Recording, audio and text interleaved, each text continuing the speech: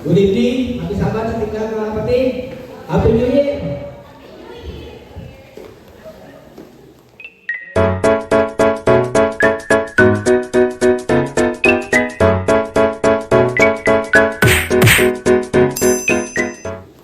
So, ang aming bahalang ngayong gabi ay aking kilala sa inyo ang ating tagapagsalita ngayong gabi. Akin siya nakilala nung nag-start ako ng pag-pedal ng Master Gathering sa Pasay Adventist Church sa Pasay Tagalog Church sa Pasay. At nung nag-start ako mag-training ng Master Gathering way back 10 years ago, siya yung nagpupo sa amin na kailangan talagang exercise yung pagdala ng mga kabataan in leadership. Sa ngayon, nasa North Philippine Union Conference siya sa ating NPUC North Philippine Union Conference bilang Pathfinder Coordinator Council Member. Siya ang in-charge ng mga resources at credentials at mga iba pa tungkol sa ating Pathfinder Ministry ng ating konferensya. 25 years na rin siya sa ating service sa Master Guide Program. So matagal-tagal na rin. At siya rin ay isang club instructor ng adventurers, pathfinders at master guides. Ang aming tinutukoy ay walang iba ay si Master Guide Ronilo P. Marasigan. Pathfinders, shoot!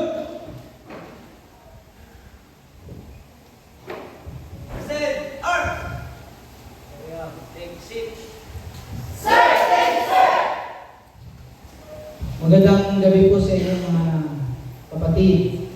Happy Sabat po. Happy Sabat. Masigla. Kasi kanina ko pang nararamdaman ng medyo matanggal. Pero alam kong pagod tayo sa ating mga trabaho. Pero ang ating Panginoon ay binibigyan tayo ng patuloy na kaisipan na tayo ay dumako at tumungo rito sa ating sambayan para makita natin at maramdaman natin ang ibinibigay at pinagkakalog ng Panginoon. Happy New Year na rin po mga kaibigan, no? Sa gabi po nito, ako ay natutuwa na maimbitahan po ng inyong club director na si Master Guy Jason na napa-invest sa Magsaysay Pathfinder Club dito po sa parting gagalangin, Tundo yata yan. Basta Tundo po yun, no? At safe naman siya nakauwi, ano? At natutuwa ako after 1 year ay meron na rin siyang mabuting kasama sa buhay. Nakita ko lang sa posting ng Facebook ay meron na pala siyang isa, no? Samantalang ako ay magkakaisa rin. Sana naman. Okay, so sa gabi ito ay masaya ako na naka-witness ako ng inyong programa po na ngayon ko lang, kanina nasabi ko na ako ay parang nakaranas ng investiture ng Pathfinder ay gabi. Wala na siguro talagang ibang date. Ngayon na dapat talagang gawin kasi medyo matagal na siguro. No? So, congratulations to everyone.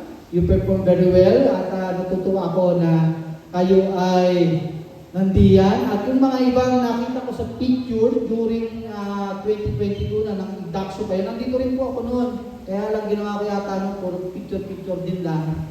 At nag-word of wisdom. Ngayon, ako ay speaker po sa bahaging ito sapagkat ang inyong mga ang kanyang mga ibang leader natin po ay hindi po talaga available, ano? At ako ay naswerteng available pagkagaling ko sa Mindoro. Ngayon ako ay nandito po ngayon. So, ngayong gabi ay nais kong tunghayan natin ang isang usapin o isang pagpaparamdam sa inyo. God's people are comforted. Naniniwala po ba kayo? Na tayo'y nako-comfort ng ating Panginoon? So, hindi ko alam yung operate dito, no? Pero sabi mo, kaliwat kanan. Pa-open na siya, no? Okay. Nakikita po ba? Ako hindi ko makita eh. Okay, so hindi na ho natin patagalin kasi ang oras natin ay maigsi na. So ang atin, kanina binasa natin yung God's comforted people. So pinag-uusapan natin dito ay about leadership ng bawat isa. No? Ano ang ating puso sa ating Panginoon. Kaya sabi dito, leadership begins with our hearts. Kaya kayong mga leader ng mga MGTs, mga pathfinders at mga parents leader din tayo, ay meron tayong isang bagay na nagsisimula sa ating puso. Totoo po ba mga kapatid? Maaari po bang isip lang ang nagsalita? O ang nagsabi? Kasama po ang ating puso. Ngayon, ito po yung puso natin, ano? Yan. So, binigyan tayo ng text from Bible text ni Sir Jason na hindi ko matandaan pero gumawa muna ako ng iba kasi ang ating team ay higher, still higher. Mataas, nananatiling mataas. Paano yung lower, still lower? Ha? So, yun yung kabaligtaran siguro na, ano? Pero since higher, still higher, ano po ba yung iniuugnay dito sa ating gawain ito? Kasi God's people comforted, ano? So, ngayon, tignan natin, in 2 Corinthians 1:3, if you have Bible, pwede po ninyong basahin, makikita rin naman po dito. Sabi dito, blessed be the God and Father of our Lord Jesus Christ, the Father of mercies and God of all comfort, who comforts us in all our tribulations, that we may be able to comfort those who are in any trouble with the comfort with which ourselves are comforted by God. So ngayon, mataas, nananatiling mataas sapagkat ang Panginoon ay mayroong pag-ibig sa atin. When you say tribulation, it means mga bagay na mga nangyayari sa atin, ano? Mga kalungkutan ito, mga pangyayaring hindi ka nais-nais, ano? Pero sino ang nagko-comfort sa ating buhay? Ang ating Panginoon. Don't worry mga kapatid, hindi masyadong matagal to, no? Okay, sabi nito from Isaiah. Ito na po yung binigay ng inyong lab director. Isaiah 40:31, Psalm 73:23-24. So masyadong malalim po itong salitang ito. Sabi nito, ngunit silang nangaghihintay sa Panginoon ay mga babagong lakas. Sila'y painilang lang na may mga pakpak na parang mga agila. Sila'y magsistakbo at hindi mga papagod. Sila'y magsisilakan at hindi mga manghihina. Ano kaya ibig sabihin, kapatid? Mga bagay na kailangan natin makita, maramdaman, ano? Na pinapakilala ng Panginoon ang salitang ito. Ano pa? Sabi ito, gayon may laging sumasayo ako, iyong inalalayan ang aking kanan. Ibig sabihin, kapatid, may mga bagay tayong mga mangyayari sa ating buhay, sa ating spiritual, sa ating ginagawa sa ating pagtatrabaho. Ngunit ang Panginoon ay nandyan lagi natin kaakibat. Laging nandyan ang Panginoon upang tayo alalayan sa lahat ng ating mga ginagawa at mga nangyayari sa buhay. Ngayon, mga awit 73:24, iyong papatnubayan ako ng iyong payo at pagkatapos ay tatanggapin mo ako sa kawalhatian. So since na naibigay ng Panginoon sa ating buhay ang mga ginagawa natin na tayo nasa sa ayos, nagkakaroon din tayo ng mga konting mga kadilan. Ngunit ang Panginoon, no, nagbibigay ng isang paalala parati sa atin na tayo'y kasama sa kanyang bahagi na kung saan tayo'y dinadakila at atin isang dinadakila sapagkat siya ang ating Panginoon. Pag sinabing dinadakila tayo, ibig sabihin parang tayo'y anak niya, nakasama niya sa kanya, mga isipan at tayo ay mahalaga. No? So, ang tanong dito, how does God comfort us? Paano po ba mag-comfort ang Panginoon sa atin? No? Things that bring comfort to people include, no? How does the God of comfort meet us in our distresses and losses in this way? Paano po ba mga kapatid? Sa mga bagay na mayroong magaganda, na tayo ay nadidistress, ibig sabihin parang wala na tayong kalakasan dito at mayroon din tayong bagay mga losses, ano? Ngayon ito, number 1, reframing. Iyan yung isang include. Pangalawa, presence. Company, no? Then, bring things in other bearing witness to the experience. And then, reasons for future hope. Touch. So, ito yung 5 na bahagi na ating pag-uusapan. Napakakonti kapatid, pero malalim ang ating malalaman dito sa ating puso. Okay, tumatalikod ako sapagkat hindi ko mabasa doon malayo, kaya ako ay nandito. Sabi nito, sa reframing, putting a particular set of experience, no, or facts into different frame so as to eliminate potential positive. So mga kapatid, ano po ang ating isipan when we say reframing? Mga bagay na parang gusto nating iayos, ating makita, ating mabago, no? Isang saloobin na kumbaga meron bagay na iniisip ka na mangyayari ito na dapat makita kung ano ang mga changes, ano? Reframing natin.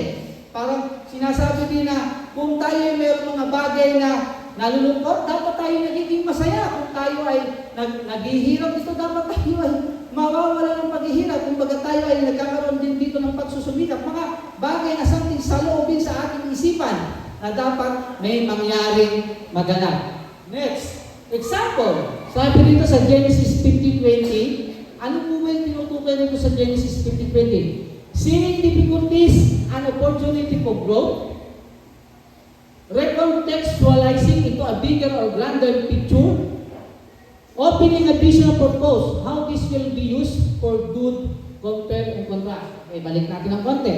Okay, so sa mga sample na to, nabasa ko sa Bible, tumutukoy ito sa kwento ni Job, no? Isang mga bagay na sa kanyang karanasan ay nagkaroon siya ng masaganang buhay, nagkaroon ng kalungkutan. Ngayon, may mga bagay na mga taong lumalapit sa kanya, nagpapalakas ng loob, no? So, kaya ito ay mayroong bahagi sa kanyang isipan, paano pa niya itutugon yung kanyang saloobin para magpalapit sa Panginoon ng gusto. Kahit kasi nagkakaroon ng ganung bagay na pangyayari sa kanyang mga sarili. Alam natin sa ating kwento, sa Biblia, na ang buhay ni Job ay masyadong masalimuot. Halos lahat nawala na, ano po? Pero isang bagay ang dinakila niya sa Panginoon. Yung pag-ibig ng Panginoon na siya ay kino-comfort ng Panginoon. Kaya siya ay nanatili sa kanyang bahagi, sa kanyang pananampalataya. Kaya dumating din yung pagbabago na kung saan nakita niya, nakanta niya yung pagpapala ng ating Panginoon. So dito, sa ating isipan, minsan iniisip natin, ano po ba yung dapat talaga makita natin? Katulad nito, dumaan tayo sa pagkabata, dumaan tayo sa pagiging isang tao na kung saan ay may kaisipan na at ngayon ay dumarating din sa panahon ng katandaan. So, pagka minsan, nakakaisip tayo hanggang kailan na lang tayo. So, paano natin iaayos ang ating saloobin sa ating Panginoon? No, magkaroon tayo ng mga bagay na pagsasaayos, pagbibigay ng pananaw kung saan makita na ating Panginoon na tayo ay nananatili sa kanyang puso. No? Next, sabi dito, ay presence. When you say presence, nandito po tayo ngayon sa Panginoon. Ang presence natin ay meron tinatawag na the comfort of having another closest to the edge of pain and loss. I'm here with you. Ano man nangyayari, nandito ang ating Panginoon. Ano? Nandiyan ako sa iyo, mga magulang. Nandiyan ako sa iyo, nana. Nandiyan ako sa iyo, kapatid. Lahat, kung ano man yung mga bagay na yan. Sabi ko dito, even when the way goes to death of valley, I'm not afraid when you walk by my side. Your trusty shepherd's cloak makes me feel secure. So sa Psalms 23:4, makikita natin yung pagsubok naman dito sa panahon sa buhay ni Joseph. Ano? Na merong nagbibigay sa kanya ng magandang paalala na kung saan ang panahon ay lumilipas, ngunit ang pag-asa sa Panginoon ay panatili nandun sa panahon ng ating Panginoon. So number 3, being seen, other bearing witness. No? Nakikita tayo sa pamamagitan ng iba. No? Na kung saan meron tayo mga bagay na nakikita din. It is comforting to know others see us when we are in distress. Okay, sa Romans 12:15, mourning, rejoice with those who rejoice, mourn those who mourn. So ano ibig sabihin, kapatid? Kapag merong mga bagay na kalungkutan, siguro ay talagang nagdadamdam tayo. Hayaan lang natin sila magdamdam. At meron din sinabi dito, sa acknowledge losses, validate natin, that must have difficult for you, I'm sorry for your loss. Alam ko mahirap ang mga nangyari sa iyong buhay, sa iyong kaganapan, ngunit ako ay sumasa iyo. Ako po ay nakikiisa sa'yo. Alam po ninyo mga kapatid, sa aking kwento ng buhay, marami na rin po karanasan katulad po ninyo, no? Dumaan po ako sa pagsubok. Na kung saan po ay panahon po ng bago mag-pandemic, ang aking pong asawa ay kasama ko sa paglilingkod sa ating Panginoon. Nagpunta kami kahit saan at huli namin napagsilbihan ay December 22, 23, 24 dito po sa SSD. Kasama ko ang asawa sa paglilingkod kay Pastor Joby Yabot na namatay. Kilala niyo po ba si Pastor Joby Yabot? Na dumaan po sa isang masalimot din na pangyayari sa pagkakasakit. Tapos, pagkatapos po noon, 25 po, noong December 25, nakauwi na po kami mag-asawa sa bahay.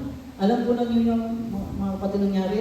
Ang asawa po ay nakita ko na lamang nakatiwangwang sa isang bahagi po ng sahig na kung saan sabi ko, ano ang ginagawa mo dyan? Bakit ka nandyan? Ay ang isipan ko'y pagod. Kaya doon nahiga. At pwede namang mahiga kahit dito, masarap mahiga dito. Pero iba po pala yun. Umakyat ako sa taas, tumikit siya, pagbaba ko, nandun pa rin siya, iba na ang dating. Ayun pala ho, may nangyari na sa asawa ko. Naputo ka ng ugat.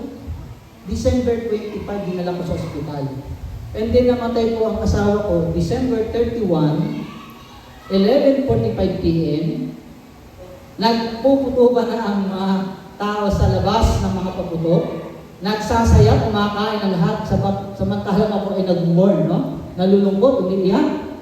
Pero sabi ko, kailangan kong maging masaya ang mga kasama ko sa lahat ng lugar. So natapos yung pangyayari mga kapatid, at saka ko sinabing, my wife, no? Ay pumanaw na. So, ang sabi ng tao, shock the world, no? Eva, shock the world. Ang pangalan po sinasabi, Eva. So dito sa bagay na ito, ang hirap tanggapin kapatid. Kaya nakaranig din ako ng salitang, I'm sorry for your loss. Di ba ho? So isang bagay na pagsubok sa aking buhay, kung ano ang gagawin ko, sapagkat ang tatay ko namatay December 16, ang asawa ko December 31, sunod-sunod na. And then pagpasok pa ng 2010, COVID tayo. So napakaraming pagsubok sa akin. Pero sa buhay na ito, sa comfort ng ating Panginoon, pinapakita sa atin yung ating sarili na tayo maging handa at magkaroon ng kahandaan. Ano? Attending science, what jobs friends should have offered? Ano po ba yung bagay na ini-offer ng mga kaibigan ni Hob? At kung kayo ay kaibigan ng inyong mga pamilya o ng iba pang mga kaibigan, ano po ang ini-offer ninyo kay Hob? Kung gano'n sa kanyang kalagayan, merong pagsubok, merong mga nangyari, merong mga bagay na hindi na matanggap, ano ang inyong sasabihin? No? Gano'ng kahalaga yung salita ninyo para makumport natin sa tao. Kaya itong ating mga patpahikirin dito, nagsimula ng marami, napakarami ko na observation, nag-uumpisa talaga ng marami, pero sa bandang huli, nauubos, nababawasan, nalulungkot. Kaya nung nagtuon pa rin yung suporta ng ibang tao, manatili ka sa gawain ito sapagkat maganda ang paglilingkod na ito. Amen ba mga Pathfinders? Na kayo ay nandito ngayon para tanggapin ang biyaya ng Panginoon at kanina nakatanggap na kayo, ano? Matadagdagan ko mamaya. So dito, ikino-compare natin yung isang bagay sa ating Panginoon na kung saan tayo dapat manatili sa ating buhay na mayroong kaisipan sa loobin ng pag-iisip na sa ating Panginoon na nagbibigay ng lahat ng bagay sa ating kahinaan. No? Okay, dito sa ito, reason for future hope. Ano ba yung mga dahilan natin sa panahon na darating? Mga pag-asa natin, ano? Sabi rito, God's promises mean He will get the last word over our lives and any situation we face. Sa lahat ng banda, sa lahat ng oras, sa huling mga salita na ating mga nasasabi na inisip, ang Panginoon pa rin ang magtatakda sa atin kung ano ang para sa atin at ano ang ating mga bagay na dapat makita pa sa ating pagsubok hanggang sa dumating ang ating Panginoon. Okay, I consider that our present sufferings are not worth comparing with the glory that will be revealed in us. So, makikita natin mga kapatid dyan na ang kasayahan ng ating buhay ay nasa Panginoon. Kailangan lang natin suriin kung ano yan. Pagka minsan, nag-iisa tayo sa bahay, nalulungkot tayo, hindi natin alam ginagawa, nakakaboto na, boring na. Ay, ano ba talaga dapat natin gawin?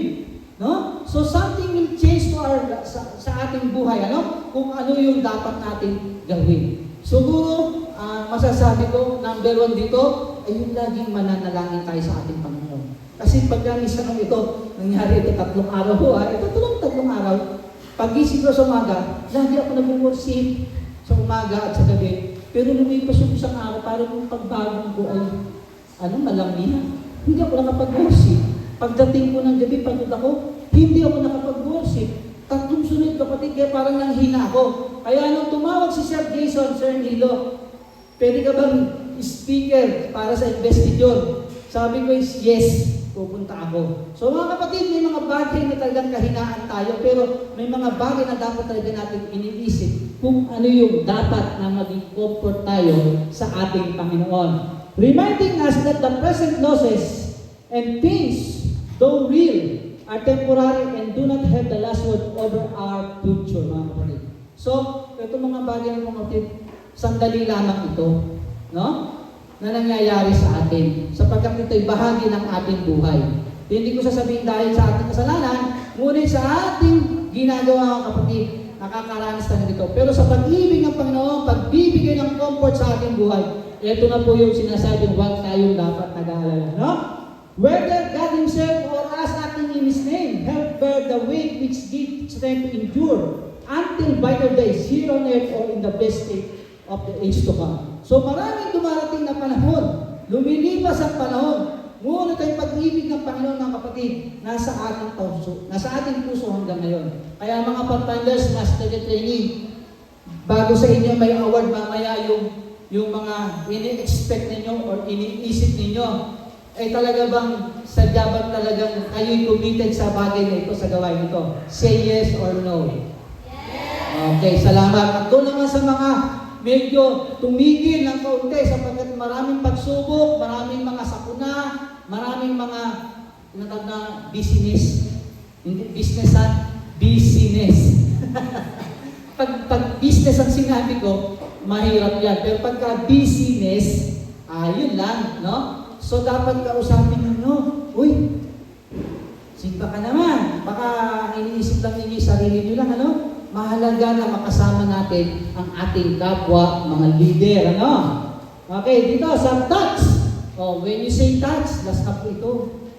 Ano po ba ang gagawin natin sa touch? Tatapikin, kukurutin. Ano po bang touch ang gusto ninyo mangyari, mga kapatid? Para lang manatili kayo sa ating Panginoon. Paano ba nagtatouch ang Panginoon sa ating buhay? Hinihingo ba tayo? Dinadalangin ba tayo ng Panginoon? Paano tayo nagtatouch, mga kapatid? Tingnan niyo natin, the skin, no? Sa ating balat, sa ating katawan, ano? Sabi, a gentle and reassuring touch, sitting close, etc. So, isang bahagi na mahalaga, yung pagmamahal mo sa iyong buhay, sa iyong mahal sa buhay, sa iyong mga kaibigan, mga kapamilya. Sige, sabi ko nun, naranasan po ba ninyo na ngayong matatapos ang taong ito ay nasabi niyo bang, mahal kita anak, mahal kita tatay, hindi yung sinabi lang na, Happy New Year! Merry Christmas kasi may regalo. Happy New Year kasi merong handa ngayong bagong taon.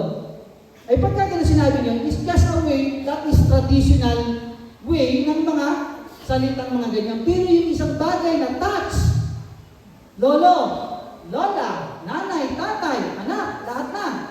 Kung sweetheart, pwede yakapin, tama po ba?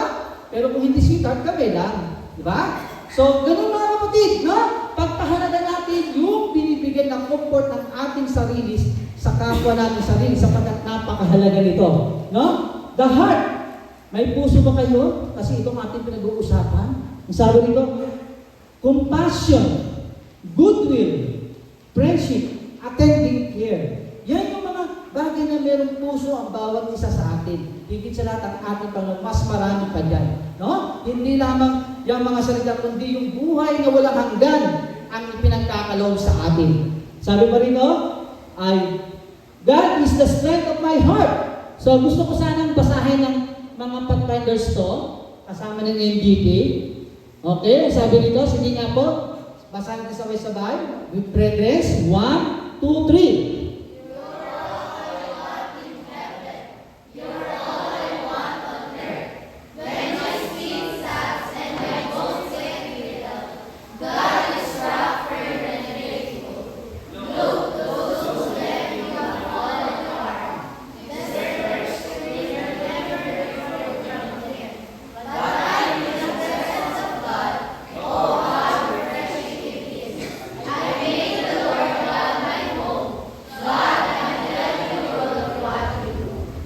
Napakaganda pong quotes mga kapatid. No?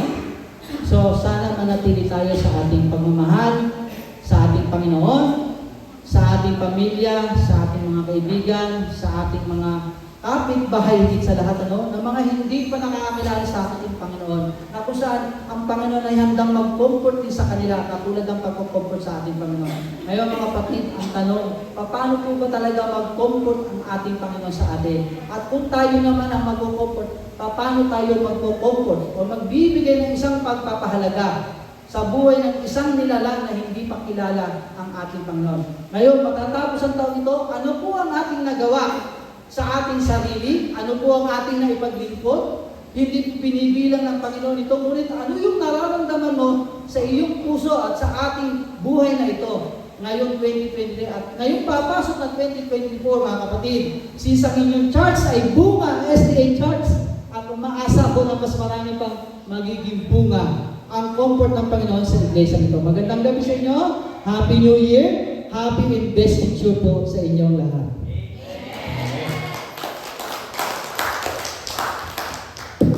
Maraming salamat po, Master Guy Romilo Marasigan. Let's give him Pathfinder Club. Ready? Begin.